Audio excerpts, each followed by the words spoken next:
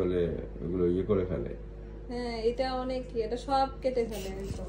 ওর কি পার্টনার আছে? ওর পার্টনার ছিল, টেম অনেক বেবি ওরিয়া করছে, এরপর এখন থেকে ওকেই শুধু পালে, আর নাই, সব সেল করে দিছে। অনেক বাচ্চা দিছে অনেক। তাই? হ্যাঁ, আমার এটা না হলো আপনার 3-4 বার তো ইয়া করছে, এক একটা 4টা করে 3টা করে বাচ্চা ওই তাহলে তো পয়সা উসুল।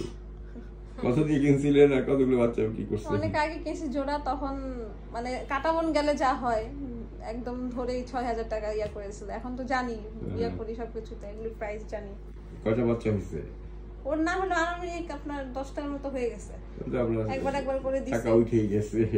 কারণ বিক্রি করে নাই তো। বিক্রি করে নাই না, লাস্টে বিক্রি করেছিলাম, মানুষে দিছি, যারা চাইছে তাদেরকে জোড়া না করলাম দিয়ে দিছে।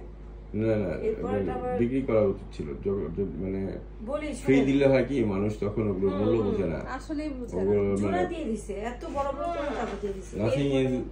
Nothing is free in this world, বুঝছেন?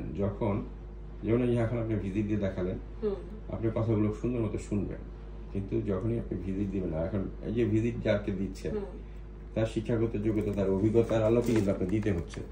এই যে আপনি রেফারেন্সে আসছেন, হ্যাঁ, আমি যদি রোগী ভালো করতে না পারতাম রেফারেন্সকে দিত না, দিতে কিন্তু ভয় পাইতো যে পাঠাইবো পরিচিত মানুষ, ওরা পাখির উল্টা সিধা হইলে তো আমার প্রায় এসে পড়বে।